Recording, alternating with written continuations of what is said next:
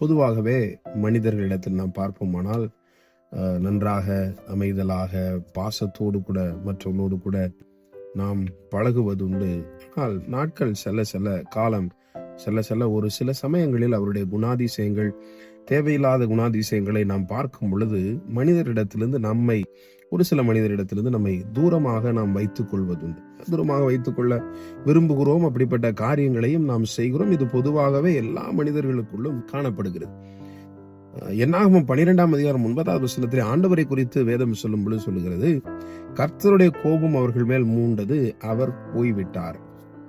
கர்த்தருடைய கோபம் இங்கே மோசேக்கு விரோதமாக ஆரோனும் மிரியாமும் பேசின பொழுது ஆண்டவருடைய கோபம் அவர்கள் மீது மூண்டது, அவர்களை விட்டு போய்விட்டார் என்று சொல்லி வேதம் சொல்லுகிறது.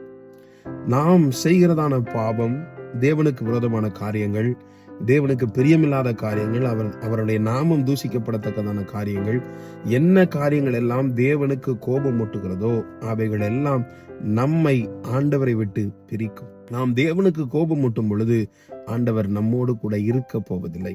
அவர் நம்மை விட்டு கடந்து சென்று விடுவார். ஆகவே நாம் தேவனுக்கு கோபம் மூட்டுகிறவர்களாக அல்ல, தேவனோடு கூட எப்பொழுதும் சமாதானம் உள்ளவர்களாக இருப்போம். ஆமென்.